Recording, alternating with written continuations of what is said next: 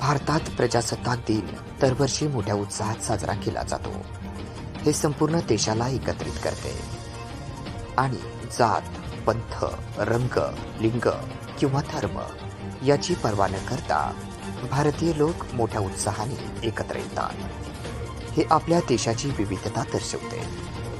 आज आपण 74व्या प्रजासत्ताक दिन साजरा करत आहोत. या संदर्भात संविधानावर आधारित प्राध्यापक डॉक्टर विठ्ठल जाधव यांची ही कविता. आज सोनूबाई तुला स्वातंत्र्य दिलं तुला, आज लेकी बाळी घेती बंधुत्व मानिती.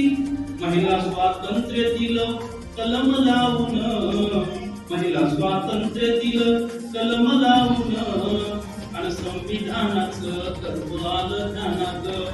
युवा शक्तीला सांगतो विठ्ठल तो जागृत, भारतीय लोका सांगे संविधान समजून. अधिकार कर्तव्याला न्यायाने जपत.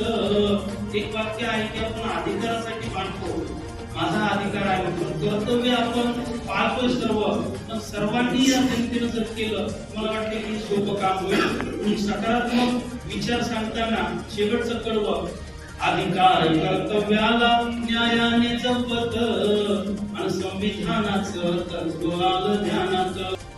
अशा प्रकारे प्रजासत्ताक दिनाच्या निमित्ताने संविधानावर आधारित कवितेच्या माध्यमातून प्राध्यापक डॉक्टर विठ्ठल जाधव यांनी आपल्या भावना व्यक्त केल्या.